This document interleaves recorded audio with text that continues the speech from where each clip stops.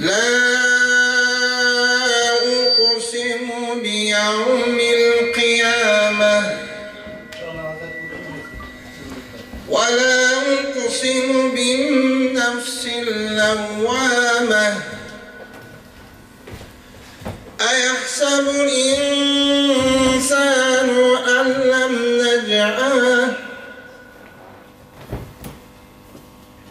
لا أقسم بيوم القيامة ولا أقسم بالنفس اللوامة أيحسب الإنسان أن لن نجمع عظامه بلى قادرين على أن نسوي بنانه بل يريد الإنسان ليفجر أمامه يسأل أيان يوم القيامة فإذا برق البصر وخسف القمر وجمع الشمس والقمر يقول الإنسان يومئذ أين المفر كلا لا وزر إلى ربك يومئذ المستقر ينبأ الإنسان يومئذ بما قدم وأخر بل الإنسان على نفسه بصيرة ولو ألقى معذيرا لا تهرك به لسانك لتعجل به إن علينا جمعه وقرآنه فإذا قرأنه فاتبع قرآنه ثم إن علينا بيانه كلا بل تحبون العاجلة وتذرون الآخرة وجوه يومئذ ناظرة إلى ربها ناظرة ووجوه يومئذ باسرة تظن أن يفعل بها فاقرا صدق الله العظيم سبحان ربك رب العزة عما يصفون وسلام على المرسلين والحمد لله رب العالمين إلهي الحمد لله والصلاة والسلام على رسول الله اللهم اغفر لنا ولوالدينا ولأستاذنا والجميع المؤمنين والمؤمنات والمسلمين والمسلمات الأحياء منهم الأموات إنك مجيب الدعوات ورافع الدرجات ومنزل البركات وقاضي الحاجات آمين شنو okulan ayetlerden nazil boğan, salıngan dasturxon kılıngan eksenlerden nazil boğan soğuklarda jalpı şu bizden dua taraf kılıp turgan jalpı dua mütküllerge hadiya kıldık. Allah Taala şulardan jatkan yerlerini jayır kılıp jatkan yerlerini bir cennetin bahçelerinden kıl ya Rabbil Alamin. Özün rahmatına, rahimına, borikelliğine, meylin gücün alğına ya Rabbil Alamin. Kalgan tirülerge Allah Taala özün жақсылықтарын берген ya Rabbil Alamin. Оңдан, солдан, арқадан, жерден шыққан, асмандан түшкен бәрі қолдардан сақтап, Allah Taala қылған хадияларды өзің дәргәһендә қабыл қылып, қияматта башларына саябан қылған ya Rabbil Alamin. Ve sallallahu teala ala hayri halqi Muhammed ve ala alihi ve ashabihi ecma'in bi rahmetihi. Dostlar ve hürmetli tuğanlar, bugün bizden Kırgızlardın Moskva şehrindagi tradisiya bo'lgan yıl başında Xudoy tamoqda o'tkazildi. Kırgız'ın uyuşturucu komiteti jigitler bugün bardığımızı çoğultup Xudoy o'tkazib atadi. Hoş kelipsizler.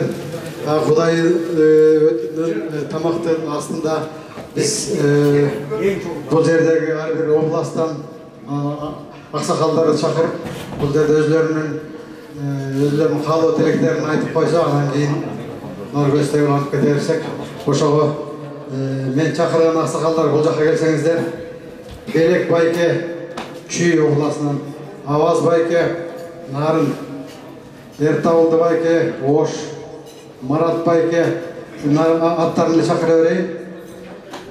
Гөлден Мұхтар байке, Алымбай байке Талас, Медер Ақсақалдар кеңесінің төрағасы, Қызыбаев Өміралы Баткен, Райым Қомдық кеңесінің жетекшісі, елшіліктен Дастан Ғарбаевич, МВД представительдері Асхат менен Абдыш Мұрза,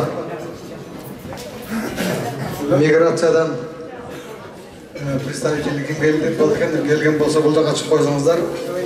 Жаллабаттан Қозыбаев Дүйшек, Айтал аке. Бұл жаққа шығып өзіңіздердің елге қалу тілегіңіздерді айтып қойсаңыздар.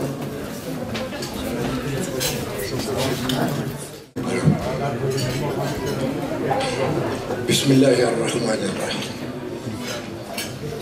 Хочу сказать, по-русски можно сказать, да?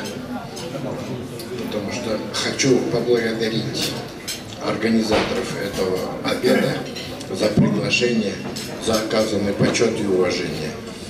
То, что мы начинаем Новый год с этого великолепного обеда, очень хорошая примета, говорит о том, что мы, кыргызы, в Москве живем, в общем-то, неплохо. Тут собрались, в общем-то, все, кто представляет нашу элиту в Москве и вообще в России. Поэтому мое пожелание, как аксакала, мне первому дали слово. Я хочу пожелать всем присутствующим, всем нашим кыргызам, нашей прекрасной родине, чтобы она процветала и дальше, чтобы наше руководство уделяла все свое внимание и принесла всех себя и свои семьи в жертву ради благополучия и процветания нашего народа. Вы же знаете, что за последние 30 лет наш народ не остановился в развитии, не зашел в тупик, не стал друг друга мочить, как говорится, а стал, наоборот, прибавлять. Если в России платят материнский капитал, чтобы каким-то образом поднять рождаемость, то кыргызы, несмотря на тяготы и невзгоды переходного периода, тем не менее показывают высокую рождаемость, высокий оптимизм и большую бизнес-предпринимательство.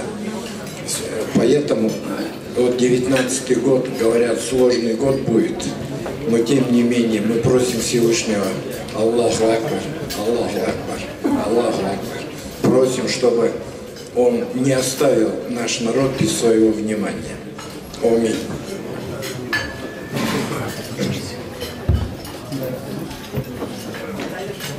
Мне тоже разрешите на русском языке.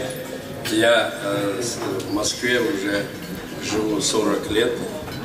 Вот, нас когда-то 4 семьи всего в Москве. Это Мамбетова семья, Усманова и я. Вот, в связи с тем, что когда-то я работал в аппарате ЦК КПСС из Союзных Республик Средней Азии, я единственный за всю историю, который работал в этой организации. Я желаю вам всего доброго, нашим землякам.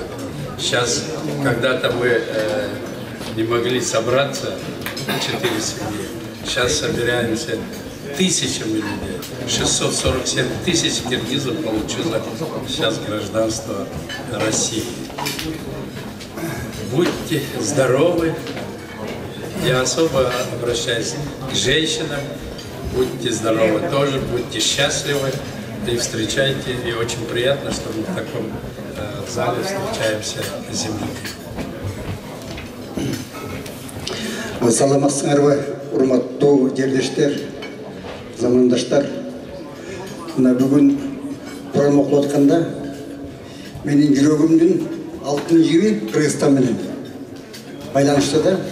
Себептен биз мусулман балдарыбыз, кыргызстандыкпыз. Биз астына тауға Қырғызстанда, ел жұртсыз Қырғызстанда. Қырғызстанға мына абдан өсімден тілегеміз, ақсақалардың тілегі өсімді көрсін.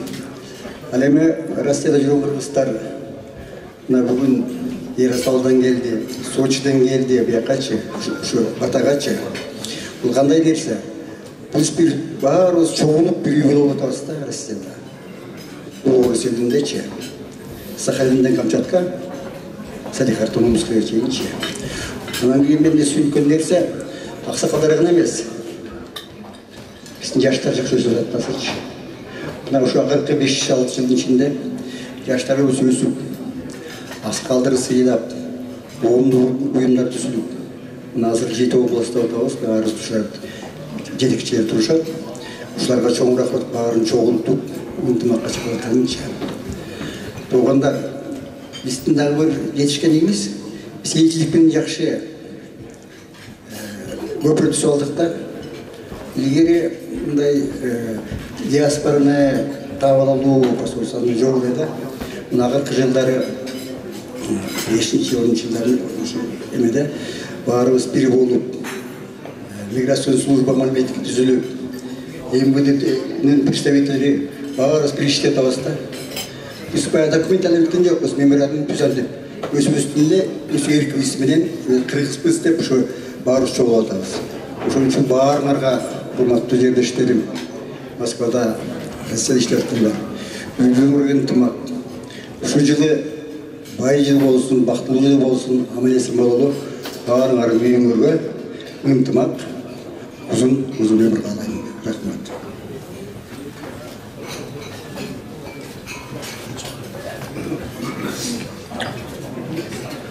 Hurmatlı tuğanlar, bugünkü can budayını ötközüp жатқан жигиттерге, диаспораның жигиттеріне, уланға өзімнің разычылығымды білдірем. Бүгін мына жаш қары дебей Москвада ел болып, жұрт болып қалды келе. Көпчілік адамдар, жаштар келіп, ушул жерде чоңылып отырасыздар. Баягы ақсақал қатары Кыргызда жилик алгандын баары ақсақал дебейт. Ақсақал өзінің кеңешін, сунушун, наасатын айткан. Элибиздин илгертен байыртадан келе жаткан салттарын айткандарды ақсақал деп коебуз. Биз кыргыз болуп, кылымдардан бери эгер ислам динine 14 кылым болсо, биздин кыргыз элинин түзүлгөнүнө, мамлекетибиздин түзүлгөнүнө 22 кылым болуп отурат. Бул деген аябай узак жыл. Кичинекей кыргыз калкы, кичинекей кыргыз эли азыр дүйнөсүндө 3 миллиондон ашык чыныгы кыргыз болсо, ал эми ойлоп көргүлө 22 кылым мурун канча кыргыз жашаганын. Бирок ошол кыргыз өзүнүн улуттук салтын, көнөрмөс маданиятын, тилин жоготпостон кылымдан кылымга жашап, өнүгүп өрчүп келаткандыгы бул таң каларлык нерсе. Дүйнөсүнүн элдеринин ичинде бир гана Кыргызда урукка бөлүнгөн структура бар экен. Мисалы үчүн жаныбызда жашаган казак калкы ушунчалык көп болгонуна карабай, 3 элебели бөлүнөт: улуу жүз, орто жүз, кичүү жүз деп. Ал эми Кыргызда айтып коет: жет атасын билбеген кул деп. Ошо биз жет атабызды билип, кээ бир аксакалдарыбыз 30 атага чейин айтышкан. Значит, биз жоголгондугубуз баягы алтын сыяктуу жерден ачканда алтын жарк эткен сыяктуу, ошол кылымдардан бери биздин жоголбой өрчүп, эл болуп келе жаткандыгыбыз ошондой болсо керек деймин. Мен эки нерсени айткым келип атат. Себеби мен жамандык жакшылыктарга көп катышып жүрөм. Анан өзүм дагы Кыргызстандан келгеним 15 жыл болду. Мен кызмат издеп, иш издеп келген эмесмин. Мен тагдыр алып келген жамандык жакшылыкты аябай башыман көп өткөргөн кишимин. Азыр 65-темин. Ошондуктан сиздерден бир эки нерсени суранып айткым келип атат. Көптөн бери ойлонуп, 2-3 жерде айттым эле ошону. Будайлар аябай көп болуп атат. Кыргызда будай өткөргөн жерде эл чогулат, молдо деп койгон мурун. Молдо Куран окуйт дагы отуруп, тамак ашты ичип жеп, бүткөндөн кийин ошо молдобуз Куран окуйт дагы оомийин деп чыгып кетишет. Бирок Москвада ушундай салтка айланып кетти. Куран окуган жерлерде Куран окуп, тамак ичкенден кийин катар-катар чыгарып, сүйлөтүп, подаркаларды берип, өзү намаз окуган үйдө сүрөт илинбейт, аны билесиздер, сүрөткө тартылбайт, видеолорго тартып, баягы тойдогудай болуп кеткени бул биздин Кыргыздын салты эмес. ушул салтты мен дин башкармалыгынын бактыбек өкмөтүнө айттым эле, иним ушуну киргизели, кыргыздын салтын ушул жерде сактайлы деп. Ошону мындан кийин сактасак, Куран окуткан жерлерде, Кудай болгон жерлерде келип молдо Куран окуса, отургандайын ичип жеп алып, анан молдо Куран окугандан чыгып кетсе. Ал эми жана бере тургандарды аны билгизбей эле, ким каалаганга айтпай деп эле берип коюу бул шартта. Ал эми биздин айылдар да азыр Кудайга жөнүнө барып, бата кылып анан кетип калышат. Бул биринчи менин сиздерден өтүнүчүм, аксакалдык катары. Экинчи өтүнүчүм, кыргызда батаны аябай сыйлашат, ак бата деп коет. Аксакалдардан бата сурашат. Бирок ушул батаны биз базарга айландырып жиберип атабыз. Жакшы тойлордо, мынандай Куран окуткан жерлерде батаны бир эле адам берет. Ошол адам бергендей эле чыгып кетет. Анан батаны 4-5 адамга берип, андан кийин алып баруучудагы жаш бала бата берип, биз ушунчалык батаны майдалатып жибердик. Биз улуу элбиз. Ошол улуу салттарыбызды, улуу үрп-адаттарыбызды ушу Москвада сактайлы деген ниетим. Ошон үчүн айтып отурам. Ушул эки нерсени эсибизге салып, анан той тамашаларда, жакшылыктарда боло берсин анын баары. Мен ага каршы эмесмин. Бирок ушул жана Куран окуткан жердеги биринчи өтүнүч, экинчи ушул батаны берүүдө аябай урмат менен, сый менен ата-бабаларыбызга мамиле кылсак, ушул эки нерсени суранам сиздерден. Мына ушундай бүгүнкү келип ушул жерде баарыбыздын башыбыз кошулуп отурганы бул ынтымакчылыктын белгиси. Кудайым ошо рызкыны ынтымак бир жерге берет экен. Илайым ушу бизге халк болуп, эл болуп калдык. Бизге ынтымак берсин, Кудайым рызкыны берсин. Тапканыңыздар аз табасыздар, көп табасыздарбы өзүңүздөргө буйрсун. Кыргызстандын өнүгүп өссүн. Кыргызстандын биринчи мен ушул жардам берген ушул биздин сиздерсиздер.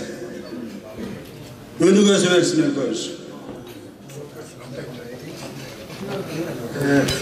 Сөйлеген аксакалдарды турттура бербей жөнөтө берели.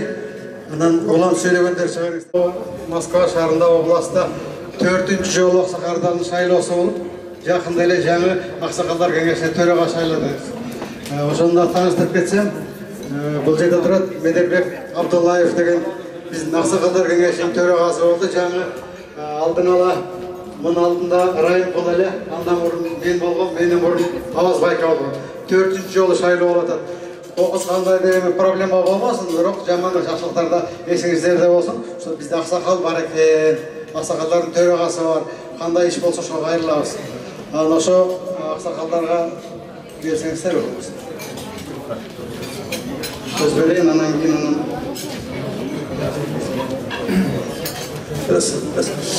Ассаламу алейкум, урматтуу мекендештер, урматтуу боордоштор. Бүгүн улуу күндө отурабыз.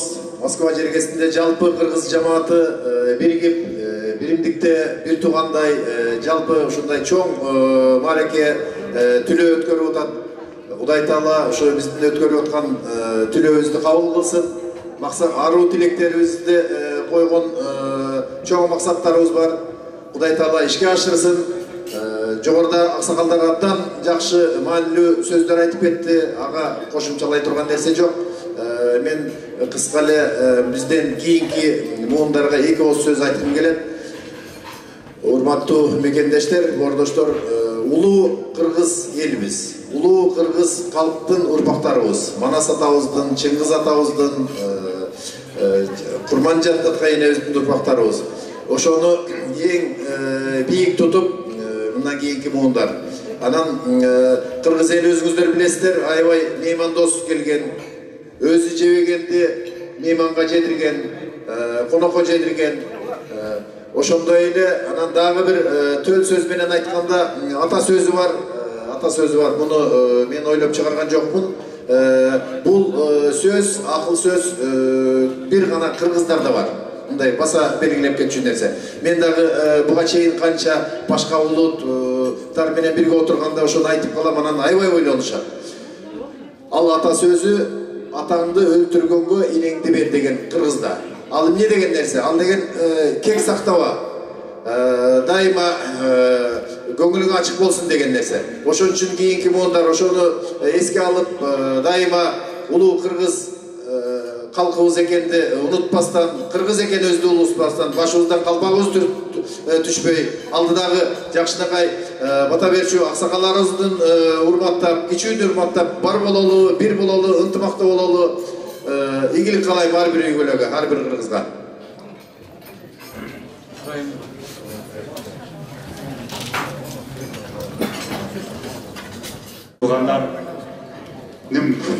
Кылым карыткан байыркы кыргыз калкыбыздын салтын, үрп-адатын, руханий байлыгын улантып бүгүн мына жыл башында барыбыз чогулуп өткөн кеткенге, жаштык жамандыкка Куран окуп, бүгүн жолугуп отурабыз. Жалпы барыңыздардын атыңыздардан бүгүнкү уюштуруучу тобуна, уюштуруучу ирилерибизге, карындаштарыбызга, бул жерде арабызда турган, мен жанында турган кадыр барктуу урматтуу аксакалдардын атынан, сиздердин атыңыздардан чоң ыраазычылык билдире кетсек, таазим айта кетсек, ошондон бирге барыбыз жана белгилей кеткендей бул жерде бүтүн элде, бүтүн жерде 6 миллион халктын 3,5 миллиону кыргыз болсо керек. Анын 1 миллион жакын сыртта жүрөбүз. Сыртта жүргөндүн көбүсү Москванын жергесинде барыбызга бул маалымдык. Ошон барыбызды колдоп, барыбызды чогултуп, өз иретинде бизди жолго салып келаткан биздин мамлекеттик расмий өкүлчүлүктөргө да чоң рахмат айта кетсек, бул арабызда дагы элчиликтин өкүлдөрү, дипломаттар отурушат, миграция кызматынын өкүлдөрү, ички иштер министрлигинин өкүлдөрү, ардагерлерибиз бул жерде, биздин урматтуу кадыр бартуу аксакалдарыбыздар, силерге чоң рахмат колдоо көрсөткөнүңүздөргө. Биз үчүн бул абдан маанилүү, керектүү нерсе да. Кандай болсок да, ким болсок да, бүтүн жерде бирге бололу, ынтымакта бололу. Багытыбыз бир болсун. Бара турган жерибиз, кала турган жерибиз бир барыбыздын. Элибиз, жерибиз, желегибиз, гербибиз, президентибиз барыбыздын бир. Ошон үчүн барыңыздарга бүгүн алакан жайып, Куран окуп, окуганыбыз бар кабыл болсун. Биздин бүгүнкү уюштуруучуларга, бүгүнкү катышуучуларга негизи барыбыздын ортобузда ынтымак болсун, биримдик болсун. Элибиз, жерибизден күйүмдүү бололу. Барыбыздын атыбыздан эми эки соккон жүрөгүбүздүн бири элибиз дейбиз. Эки ойыбыздын бири жерибиз дейбиз. Ошон үчүн элибиз, жерибиз аман болсун, тынччылык болсун, бар болуңуздар, бай болуңуздар. Бүгүн баарыңыздар келип ушул жерге катышып бергениңерге сиздерге чоң рахмат, чоң ыраазычылык. Элчиликтин саламатсыңарбы, агайын туугандар, урматтуу мекендештер. Бүгүнкү өткөрүлүп жаткан түлөн уюштуруучуларына эң биринчиден биздин Кыргыз Республикасынын Россия Федерациясындагы элчилигибиздин жалпы жамааттын атынан ыраазычылык билдиребиз. Диаспорага бүткүл Москва жергесиндеги ушунча элдин башын кошуп, ушунча элдерди жогултуп, батасын алалы, ынтымакка чакыралы деген максат менен жогултуп бүгүнкү түлөөнү өткөрүп аткандарга чоң рахмат. Буга чейинки айтылган каалоо тилектердин баары тең кабыл болсун. Бул жылы кыргыз жалпы Россия Федерациясында кыргыздарга, биздин кыргызстандык мекендештерге биз бир гана жакшылыкты тилейбиз. Элчилик катары баарыңыздарды, туугандарың канча жакта жерлештериңер, туугандарыңар жүрөт, ошонун баары тең аман эсен болсун. Иште биякта эми иштейбиз деп баарыбыз биякта жүрөбүз да. Үй бүлөнү багабыз деп жүрөбүз. Баарыңардын үй бүлөңөрдө тынччылык, аманчылык болсун. Алыста жүргөндө бөдө кыргыздардан тышкары болула. Биз болсо элчилик катары кандай жардам, кандай көмөк керек болсо даярбыз. Бул жактан биздин Россия Федерациясында диаспорасы менен дагы аябай тыгыз иштешип келатабыз. Ошондой жумушту мындан ары дагы тыгыз жүргүзүп, мындан ары дагы өркүндөткөнгө даярбыз. Ошол бүгүнкү айтылған каалоо тилектердин баарына кошулабыз. Чоң рахмат аял жолу биздин аксакалдарга, уюштуруучуларга ушундай жакшы таалим тарбия берип, кыргыздарды ынтымакка чакырып, жакшы каалоолорду айтып кеткендерге дагы бир жолу ыраазычылык билдиребиз. Чоң рахмат. Миграциянын өкүлчүлүгүнө. Assalamu alaikum урматтуу аксакалдар. Assalamu alaikum мекендештер, агалар, этелер, инилер, карындаштар. Бул жан будайыны шундай түшүнүш керек. Алла Таалам ким садака берсе, жаман иштен, жаман баледен сактайт. Эгерде де өзүңдүн каалооң жок, каалооң болбой эле бир малың өлүп калган болсо, же бир чөнтөктө кошелегиңди акчаң жоготуп койсоң, Алла Таалам ошого дагы бир сооп берет. Мындай эки сандарды кылып, жакшы ниет менен кирип, элдин ынтымагы, элдин бүтүндүгү үчүн дуа кылгандарга 700 миңге чейин сооп берет. Ошон үчүн Алла Таалам баарыңыздарды жаман көздөн, жаман сөздөн сактасын. Талаа жерде жүрөбүз, жаман иштен сактасын. Арам нерседен сактасын, адалга жакын болсун. Алла Таалам ушу биздин мекендештерибизди, биз туугандарыбызды талаа жеринде эсенчиликте алып турсун. Эсен аман иштеп, эли журтубузга, ата-энебизге, туугандарыбыздын алдында аман эсен кайтышты. Алла Таалам насип эткен болсун. Шунча ким ниет менен келген болсо, ошол ниет менен келген адамдардын өздөрүнө ден соолук, үй бүлөлөрүнө бакубатчылык, тууган урмуна аманчылык берсин. Ушундай ниетте келишибиз керек.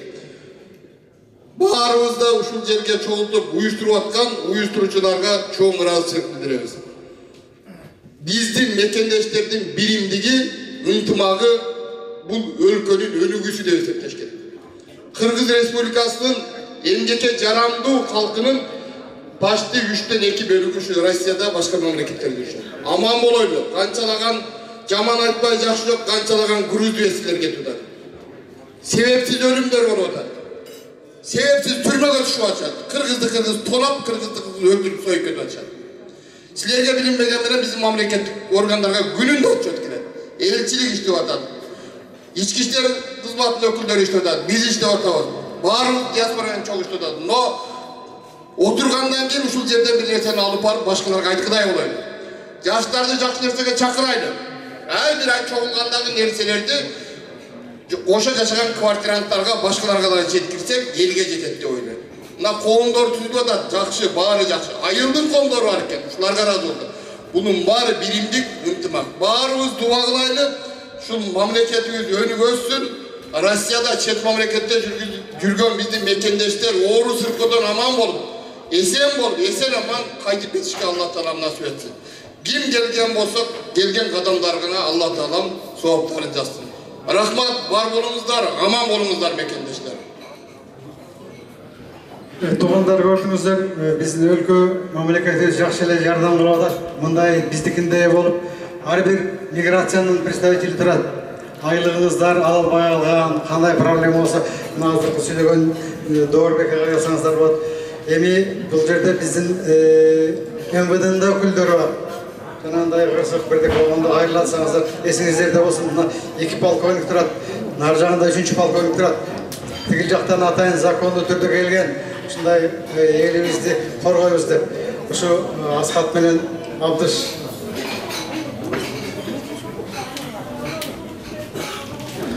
урматтуу аксакалдар, айымдар, бир туугандар, мекендештер.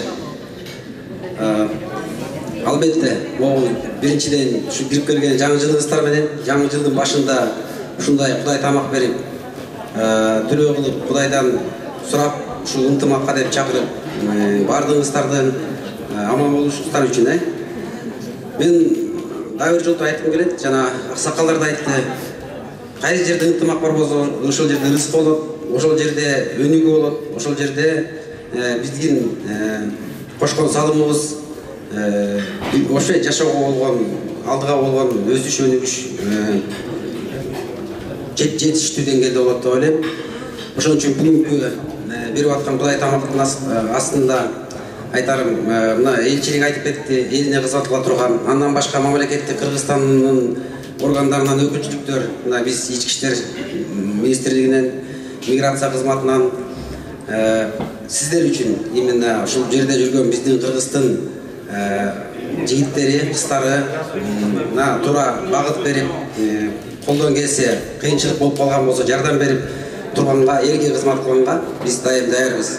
Ошол үчүн мамлекеттик кызматта иштеп атабыз. Бардыгыңыздарды каалап кетерим.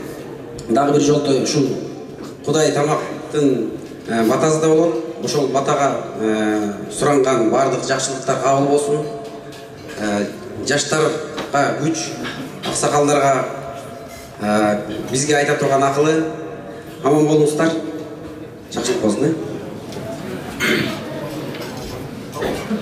Саламатсыздарбы, урматтуу мекендештер. Бардыгыңыздарды ушул 2019 жыл жаңы жылыңыздар менен учурдан пайдаланып куттуктап кетели. Жылыбыз жакшы бир ушу иш-чара менен башталып атат.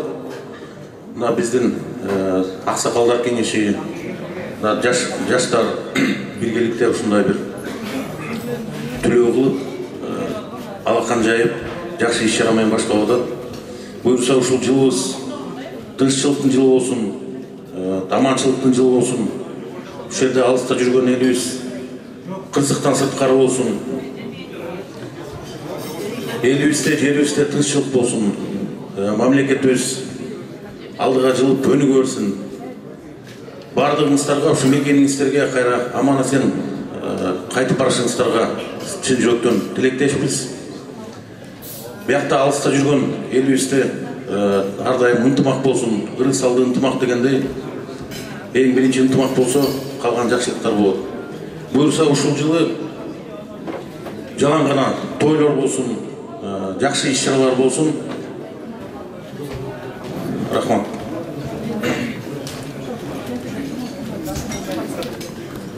Туугандар, мен эми кыскача сүйлөйүн. Алдында сүйлөгөн аксакалдар жакшы ой тилектерди айтып кетти.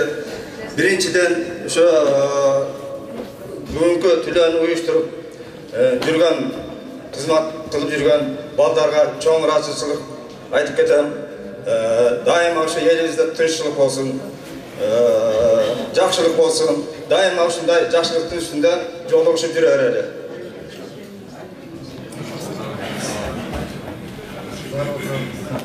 Саламатсыздарбы, урматтуу кыргыз элим. Биринчиден мен ушу диаспорасынын уюштуруп топтомуна ыраазычылыгымды билдирем. Ушунчалык бул жерде азыр отургандар Кыргызстандын өнүгүшүнө көп салым кошуп аткан эмелер отурат, эми эл отурат бул жерде. Рахмат бардыгыңыздарга. Ушу жаңы жылыбыз жакшылыктын жылы болсун, тынччылыктын жылы болсун, токчулук-мочулуктун жылы болсун. Бардыгыңыздарга тынччылык каалайм. Аман-эсен ушу ата-энеңиздердин, бала-чакаңыздардын алдына аман-эсен барышыңыздарды каалайм.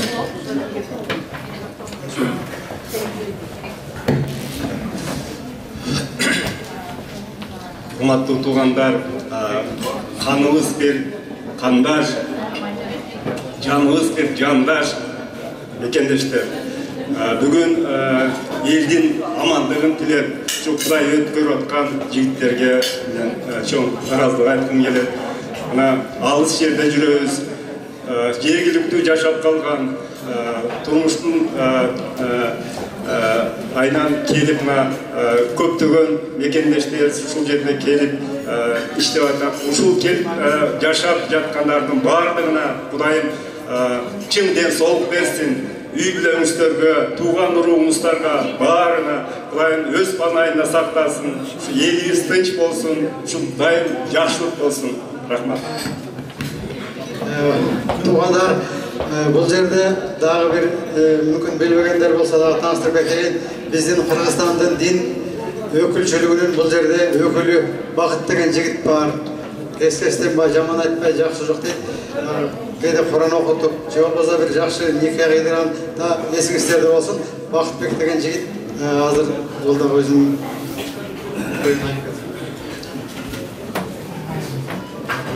Бисмиллахир-рахманир-рахим. Ассаламу алейкум, урматтуу аталар, агайдилер, кутман күнүңүздөр менен, урматтуу апалар жана эже карындаштар. Эми таанышып алдым бул бир адеп, маданият, этика ошондой эле бул таанышып алуу пайгамбарыбыз алейхиссаламдын сүннөтү. Мен өзүмдү тааныштырып кетейин. Менин атым Бактыбек, фамилиям Карашев. Биздин Кыргызстандын диний башкармалыгынын Москвада расмий өкүлчүлүгү бар. Ошол жерде иштейм. 1 жылдын жүзү болуп атат. Сөзүмдүн башында ошол уюштуруучуларга мен эми бул жерден уюштуруучулардан Аскат байкени көрдүм. Мен тааныган байкелерден улам байкелер, башка уюштуруучулар тааныбайт экем. Деги эле баарыңыздарга бир ыраазычылык билдиргим келет. Анткени жылдын башында элибиздин улуу кичүүнүн аял эркек баарын башын бириктирип алып, анан элди ынтымакка, биримдикке үндөгөнүңүздөр аябай жакшы бир жөрөлгө. Кыргызда бир жакшы сөз бар. Аттан несі артық, ашырабастан ез артық. Ерден несі артық, елим деп күйген иш артық деп. Сіздер бұл жерде ушунча мал сойып, қан чыгарып, дастархан жайып, кимдир бирөө өзүнүн чоң атасынын юбилейин өткөрүп аткан жок. Элдин башын бириктирели деп ушунча күч сактап, акча сактап өткөрүп атасыздар. Чоң рахмат, Алла разы болсун. Бул ынтымак, элибиздин биримдиги, бул балыкка суу кандай зарыл болсо, же болбосо бизге кургактан чыккандарга аба кандай зарыл болсо, кандай гана эл болбосун, журт болбосун ошондой зарыл. Абасыз кандай жашай албагандай, эл улут ынтымаксыз жашай албайт, ансыз жок болот. Бир кыргыздын бир 4 саптындай бир ыры бар экен. Ынтымагы бар элдин таалай багы ачылат. Ынтымагы жок элдин тапканы бекер сачылат. Ынтымагы бар элдин асманы ачык күн турат.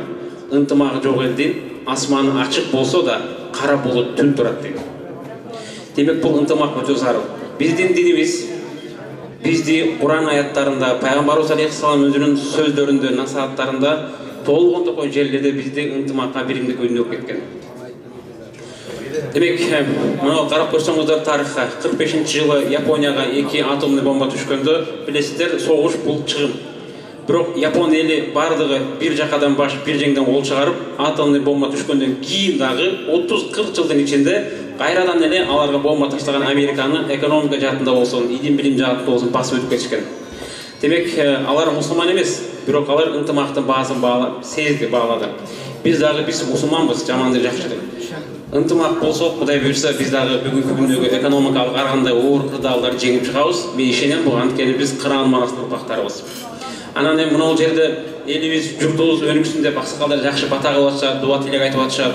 Мен ушул жөнүндө бир токтолуп кетет элем. Мен бул залда жалаң аксакалдар отурат, улуу муундар. Мына кошуна залда мен сыяктуу жаштар көп отурат. Ошол жаштарга айтат элем да. Илим билимге маани бербеген эл, улут, мамлекет өнүкпөйт, ал жалчыбайт. Ошондуктан урматтуу жаштар, Москва аябай чоң мүмкүнчүлүктөрдүн шаары. Бул жерде иштеп акча таап тим болбостон, ошо менен биргеликте мына жогоруда агайлар сүйлөп кетпедиби? Ошолордун колун кармап, ошолордун жетесинде болуп, илим билим алып калсаңыздар, жөн эле акча деп жүрө бербей, бир окуп билим алып, орусча навык деп коет, үйрөнүп, анан мекенге барсаңыздар, сиздердин пайдаңыздар дагы көбүрөөк болот эле деген ой. Ошондуктан баарыңыздарды илим билим алууга үйрөтүп чакырат элем.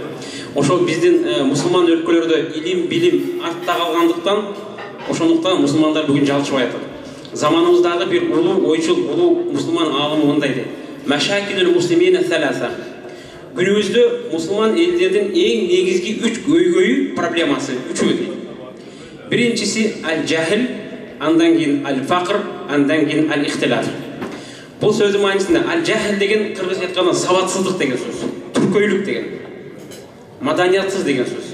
Бүгүн жалпы мусулман ааламында ушундай нерсе бар. Сабатсызбыз баарыбыз. Китеп окуубуз келбейт. Фейсбукта жашайбыз баарыбыз. Квартираны кирип алганбыз Фейсбукка. Китеп окуганга убакыт жок. Мен өзүм муну айтып атканымдын себеби жаштар менен иштейм, көрүп, байкап жүрөм, өзүм жашап жүрөм ушунун ичинде. Демек, мусулмандардын биринчи проблемасы бул сабатсыздык, түркөйлүк, билимсиздик. Эгер бул проблема бар болсо, анын артынан өзүнөн өзү аль-факр, кедейлик деген проблема пайда болот. Кедейлик дегенде бул материалдык дагы кедейлик, руханий дагы кедейлик, маданий дагы кедейлик. Анан бул нерсе пайда болгондон кийин реакция кетет. Аль-ихтилаф, талаш тартыш, бөлүнүп жарылуу деген бул процесс өзүнөн өзү башталат да. Демек, бул нерселер бизде кедейлик, маданий дагы, руханий дагы, материалдык дагы. Анын артынан талаш тартыш өкөлдөн бизде бар. Демек, бул өкөлдөн мурда эң биринчи биз сабатсыздык маселесин чечишибиз керек, мамлекеттик деңгээлде. Сабатсыздык чечилсе, анын артынан кедейлик чечилет, ал чечилгенден кийин анын артынан талаш тартыш өзүнөн өзү жоюлат. Ушул чоң Москва жергесине келгенде кээде угуп калам мындай түндүк түштүк болуп бөлүнгөндөрдү угуп аябай таң калам, чын айтсам, түшүнбөйм, акылыма сыйбайт. Кантип депчи, макул өз жеринде жүргөндө мейли бөлүнсөң да түшүнөт, бирок бөтөн жерде жүргөндө бири-бирин колдогондун ордуна келип алып кайра дагы кеткенде бул акылга сыйбайт. Демек, баарыңыздарды ынтымак карашкерликке, жаштарды болсо айрыкча сабаттуулукка чакырат элем. Кудай таалам ушул жылды берекелүү жылдардан кылсын. Биздин элибиз Кудай буйрса могул кыйынчылыктардын баарын жеңип, мындай көңүлү чөгөрбөңүздөр. Биз мусулманбыз, Кудай таалам өзүнүн мусулман пенделерин акыркы кароосуна калтырбайт. Заман оңолот буйрса, биз оңолсок. Чоң рахмат. Рахмат, бакыт, жакшы айттың. Биздин Бордош түрк халкынын өкүлү Юсуп Шен келген екен. Мен дағы өзümdün kalamda айтып кетейін de. Selamünaleyküm, hürmetli kardeşler, arkadaşlar, dostlar. Sizleri burada selamlamaktan memnun olurum. Buradaki Rusya Türk diasporasına sizlere selam söylerim. İnşallah bu yıl hepimiz için iyi, yakışı bir yıl olur. İnşallah hepimiz mutlu oluruz, güzel olur. Biz Türkler, Kırgızlar hepimiz biriz, kardeşiz. Dilimiz bir, dinimiz bir, kültürümüz bir. İnşallah biz burada Moskova'da, Rusya'da daha çok birbirimizle görüşerek, inşallah daha bol birbirimizle danışarak, konuşarak, inşallah hep daha güzel günlerimiz olur. Sağ olun, var olun, Allah'a emanet olun, Allah yardımcınız olsun. Rahmat. Bozağorgon rayonunun жетекчиси Moskva şahrında. Kalbay. Assalamu alaikum to'g'rilar. Men biraz kechikib kelib qoldim. Baringizlarga bugungi o'sha batayib tülüyor olup eski elimizdin saltı boyunca yılın başında жақсы niyetmenen жылыбыз мол түшүмдүү кырсыктан сырткары тапкан тутканыбыз берекелүү болуп, алыс жерде бири-бири менен ынтымакта жүрөлү деп уюштурган ошол Кудайы уюштурушкан балдарга иштерди жашап, чуркап, кылып этип келген балдарга, жигиттерге ыраазычылыгыбызды билдиребиз. Жалпы аксакалдар менен жакшы бата берип, ушул жылда мындан кийин дагы келечекте жакшы жетишкиликтерге жетип, айрыкча ар кандай жаман кырсыктардан Кудай сактасын деп ниет кылайлы.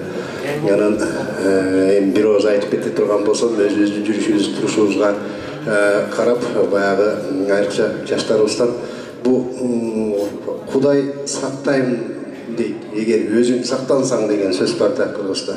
Ансандай айрыкча өзүбүздөн дагы алсак, итият болсок да, айрыкча могу кээ бир кырсыктарды билип атабыз, жол эрежесин сактай албай, кичине баягы айрыкча таксилер баягы заезд кылганда ушунда анча-мынча жаман окуялар болуп кетип атат. Айрыкча балдар, кыздар ушу чегарага чыгып келгенде, башка Кыргызстанга кетип келгенде ушу машиналарды дагы карап этип, итияттап, анан айтып деп кичине бири-бирибизди өзүбүз тартпасак, тарбияга ушул жагынан итият болуп, анан көчөдө жүргөндө деле, эртең менен кечинде ишке барганда көп кеч калбай, мүмкүн болушунча айрыкча биздин балдар, кыздар Кыргызстанда жүргөндө эле өтө эле кенен жүрөбүз да. Бир ооз эле айтар сөзүм ушу баягындай суранып кетем, айрыкча жаштарыбыз кенен жүрбөстөн, Кыргызстандагыдай болбостон итият болуп, метролордо жүрө бербестен эртерээк үйүңөргө кирип кеткенге аракет кылсаңар. Ушул деле жакшы бир себептердин бири болот. Рахмат, мындан кийин дайым жакшылыкка жол болот. Айтып кетейин, эч кандай акча чогултпайт экенсиздер. Бул жерде 20дай бала өздөрү чогулуп, малын да союп, тамагын да берип, элден ушу Куран окутуп калып өздөрүнүн көңүлүндөгү тамагын берип атышат. Ошон үчүн тамак ичип, жөн гана бата берип,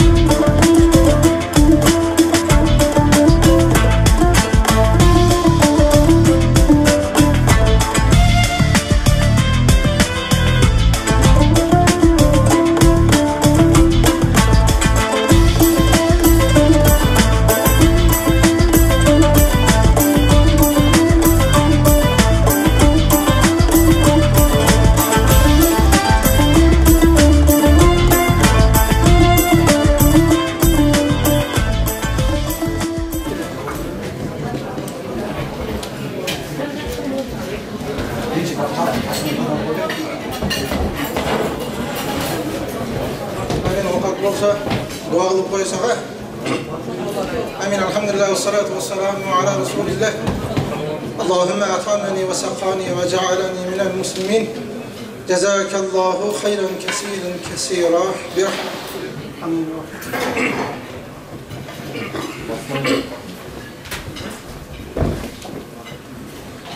أعوذ بالله من الشيطان الرجيم بسم الله الرحمن الرحيم يا أيها المزمل قم الليل إلا قليلا نصفه أو انقص منه قليلا أو زد عليه ورتل القرآن ترتيلا إنا سنلقي عليك قولا ثقيلا إن ناشئة الليل هي أشد وطئا وأقوم قيلا إن لك في النهار صبحا طويلا واذكر اسم ربك وتبتل إليه تبتيلا رب المشرق والمغرب لا إله إلا هو فاتخذه وكيلا واصبر على ما يقولون واحجرهم حجرا جميلا وذرني والمكذبين أولي النعمة ومهلهم قليلا إن لدينا أنكالا وجحيما وطعاما ذا غصة وعذابا أليما يوم ترجف الأرض والجبال وكانت الجبال كثيبا محيلا إنا أرسلنا إليهم رسولا شاهدا عليكم كما أرسلنا إلى فرعون رسولا فعصى فرعون الرسول فأخذناه أخذا وبيلا فكيف تتقون إن كفرتم يوما يجعل الولدان شيبا السماء منفطر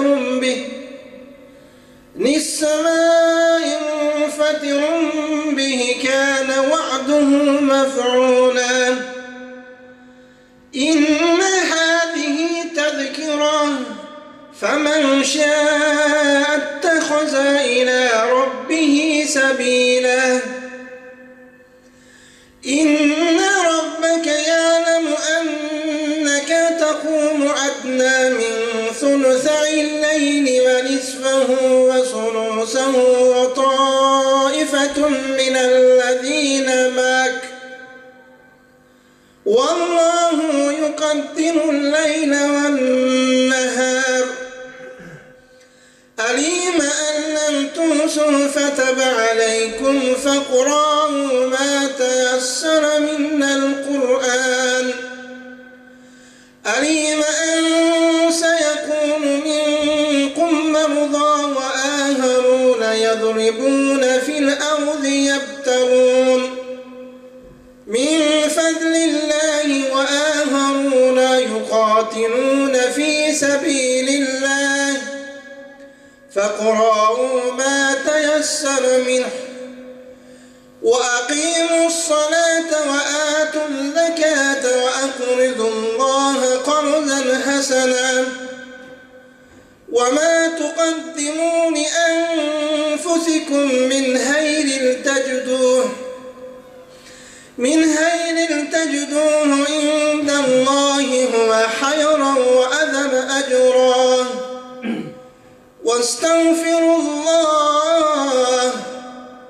واستغفروا الله إن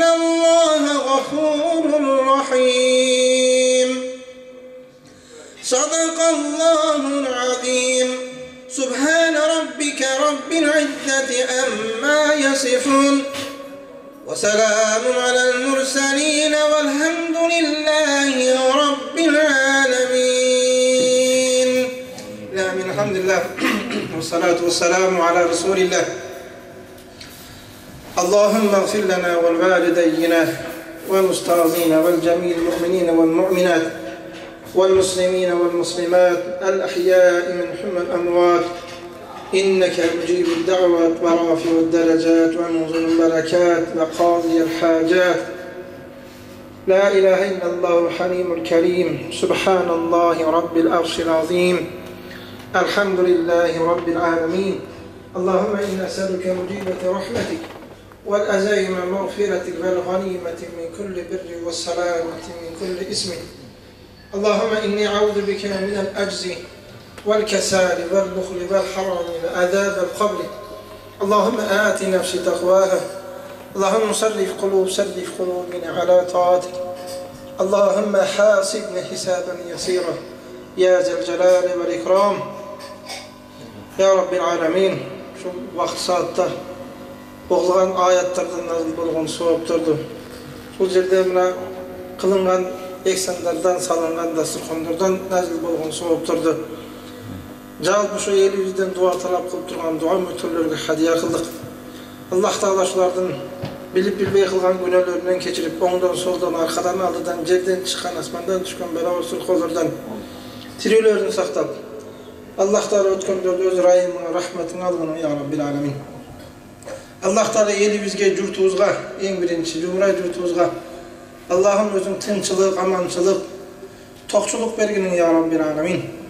Allah Taala türlü tuman jaman sözlerden, jaman gözlerden saktaganan ekenimizdi. Allah Taala şu oturgan Cumhuriyet jurtubuzga da muna jamaatga da Allah Taala barlığına Allah Taala özünün gelgen jakşılıklarına tagılgını ya Rabbil Alamin.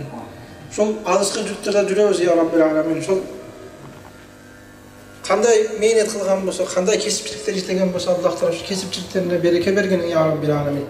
İşlerin jengil kılgını ya Rabbil Alamin. Kanday bir jakşı tile yoksa oy maksatları bolsa Allah Taala oy maksatlarını orundarsın ya Rabbil Alamin. Allah Taala şu elimizde önüngü gösüşüne elimizge Allah Taala özün rızkı çaçkını ya Rabbil Alamin. Şu elimizin önüngü gösüşüne özün kömekteşip Allah Taala şu elimizge jakşılıklarda tagınını ya, jamanlıklardan saktagını ya Rabbil Alamin. Allah Taala elimizin içinde buna elge hizmet kılgan en birinci muna padişahımızga da Allah Taala özün imanı tawfik atagını ya Rabbil Alamin. Allah'ım şu eldi jurttu başkarganga güç kuvvet berip, eldi jakşı jaka baştap Allah Taala özün şu özüňden gelgen jakşylyklardan Allah Taala şu padişahımızga da nasip kılgını ya Rabbil Alamin. Allah Taala şularning katarında eldi başkargan başka hizmetlarda jürgenler var. Uşlarga da Allah Taala halal mehnet menen, halal rızkı menen şu eldi jurttu aldıga gösürüp şularning hizmetin kılışka Allah Taala özün nasip kılgını ya Rabbil Alamin. Allah Taala şu jurtubuzdan gelip bana şu alışkı safarlarda Rusya memleketinde jürgen aksakallarımız var eken, köptügön yıldan beri yaşagan aksakallar, enelerimiz var eken, karındaşlarımız var eken, ecelerimiz var eken Allah Taala şularga dagın Allah Taala özün türlü tümen belalardan saktap şulardı dagın, orusul kollardan saktap. Uğulgaygan muna karı kartan ene atalarımızga Allah Taala özün bundan uzunrak ömür berip imanın beken kılıp Allah Taala şu yaşlarda tuğra jolga baştaşka Allah Taala şulardı özün nasip kılgını ya Rabbil Alamin. Allah'ım şularning katarında yaşlarımız jüret. Elimizni, jurtubuzdu köteremiz dep, bala çaka bagabız dep, ata-enesini bagabız dep, muna şularga dagın Allah Taala özün tapkan tutkanına baraka payiz bergeni ya Rabbil Alamin. Birdi tapsa mingdi bergeni ya Rabbil Alamin. Allah Taala şulardan dagın kılgan kesipçiliklerine baraka payiz berip, kılgan kesipçilik işlerinden Allah Taala özün özüňden gelgen jakşylyklaryn menen şu jakşylyklardy görүүgө nasip kılgın ya Rabbim. Tapkan tutkan jakşylyklarga nasip kılgın ya Rabbil Alamin. Allah'ım üýünde jatkan, banizil jatkan, olup sırkap jatkandar bolsa Allah Taala şularga özüň şifasyn bergeni ya Rabbim. Dertlerine dava berip, ildetlerine şifa bergeni ya Rabbil Alamin. Аллах Таала ошо отырган ошо жамаатыбыздын ичинде дагы Аллах Таала мына алакан жайып отыргандар бар. Ичинде бир дуа кылып, дуабызга амин деп отыргандар бар. Шуларга дагы Аллах Таала өзүңдөн келген жакшылыктарыңа тагылып, дуаларын мустажаб кылгын я Раббил аламин. Мына ошол жылдын башында деп атышат, ошол жылдын башында ушунча жумура жуттун башын бириктирип, элди чогултуп, ошо кээ бир мына инилерибиз, агаларыбыз ошо Аллах Таала ошо жумура жутту чогултуп, ушундай бир элден дуа пата алайлык, Аллахтан эң биринчи Аллахтан суранайлык деген ниеттер бар экен. Аллах Таала шу балдарга дагы Аллах Таала кандай бир ой тилек максаттар болсо ойлорун орундатып, тилек максаттарына жеткиргин я Раббил аламин. Кылган дуаларын өзүң кабыл кылгын я Раббил аламин. Кандай ой тилек максаттар менен кылган болсо шуларды дагы Аллах Таала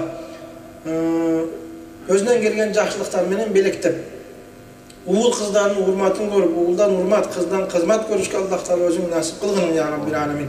Шулардын ата-энелери бар экен, шунда уулдарды багып чоңойткон. Аллах Таала ушуларга дагы Аллахым булар кандай бир мээнеттер менен, кандай бир акчасы мененби, өз мээнети мененби кылган бир салымдарынан Аллах Таала ушуларга сооп жазган болсо, ошончо деңгээлдеги соопторду ушулардын ата-энесине жазып тургун я Раббил аламин. Аллах Таала пайгамбар Мухаммад саллаллаху алейхи ва саллям өзүнүн бир хадистеринде айтат экен, пайгамбарыбыздан я Расулуллах кылган ихсандардын сообу канчалык деңгээлде болот? Ушу Аллах өзүнө арнап, Аллахтын өзүнө арнап кылган бир ихсандардын сообунун деңгээли канча болот дегенде, пайгамбарыбыз саллаллаху алейхи ва саллям бул дүйнөдөгү суу аттуунун бардыгы сыя болуп, жыгач аттуунун бардыгы калем боло турган болсо, адамдар, пәрилер, жиндер, периштелер чогулуп жаза турган болсо, бунун сообун кыяматка чейин дагы жазып бүтпөйт деген экен. Аллах Таала ушулардын соопторун мына ошол элди бириктирип, жумурай журтту бириктирип, ошо кылган аракеттерине Аллах Таала ушул балдардын жүзүн жарык кылып, Аллах Таала ушулардын ыкбалдарын мындан бийик кылып, мартабалуу кылып, рызкылуу кылгын я Раббил аламин. Аллах Таала дуаларыбызды өзүң кабыл кылгын я Раббил аламин. Ва саллаллаху таала ала хайри халқи Мухаммад ва ала алихи ва асхабихи ажмаин. Бирахматика я архамар рахимин.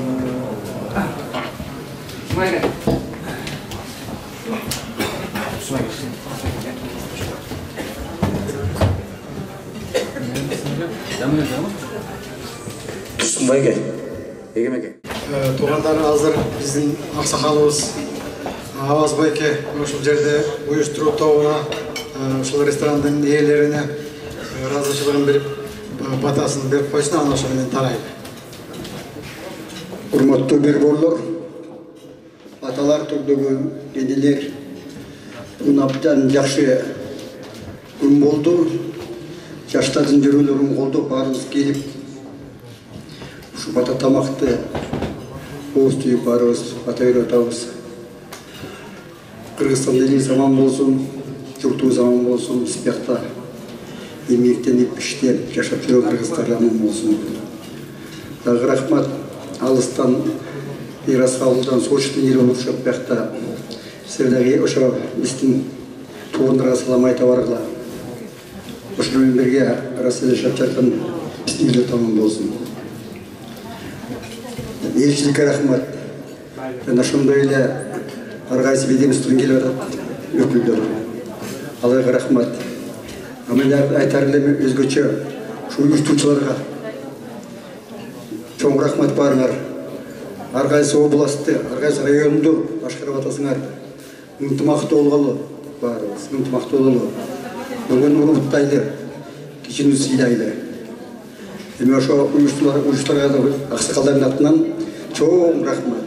Урматтуу ушул үйдүн кожоюндары Темир Касымович, Жамиль Жашевна, Казым Темирович, силерге чоң рахмат. Ушинтип босогоңор ачык биз үчүн, кыргыздар үчүн.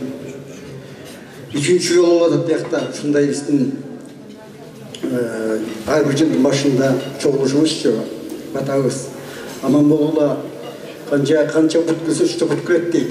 Аман болгул дагы, анан дагы жаштарга, уюштурга чоң рахмат аксакалдардын атынан.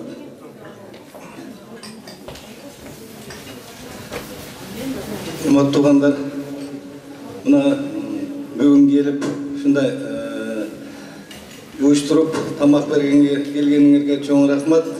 Убактыңарды бөлүп силер үчүн ар дайым эшик ачык.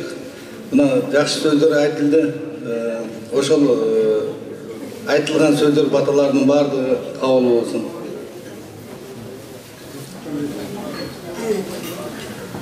Элчилик баштаган миграция жана МВДнын өкүлчүлүктөрү баштаган Москвадагы эң биринчи аксакалдарыбыз баштаган Москвадагы кыргыз коомчулугу ушу айдан аман жылдан эсен болуп, бүгүнкү айтылган бата тилектердин баары кабыл болуп, көптү сакта, көптүн катарында биздин кыргыз элибизди сакта деп Кыргызстандагы дагы тынчылык болсун, Россияда жашап атабыз деги эле дүйнө жүзүндө кыргыздар таркап окуп, иштеп, жашап жатышат. Ошо эл аман болсун. Жалпы ушу жерде алакан жайып, бата кылган бата тилектердин баары кабыл болсун. Ушу Москвада деги эле дүйнө жүзүндө кыргыздар бардык эл бөөдө кырсыктан Кудайын тышкары коюп, аман эсен бололу. Бардыгыңыздарга келгендерге рахмат.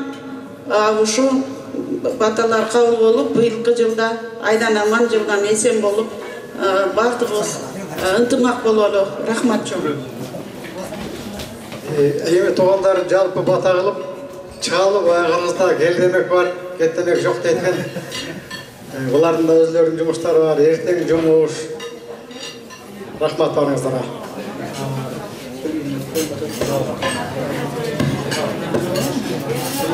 Урматтуу жерлештерим, келгенге чоң рахмат. Көрүштүк, баарыбыз аман экенбиз. Кыргызстан айдан аман жылдан эсен бололу. Тілеген тілегешке желе ежіп тұсамын есен болсын. Жолыңыр шыдыры болсын. Дайым бірімізге бір қор болып, сүйініп, қуанып жүрелі. Омыз қолды оқ бар.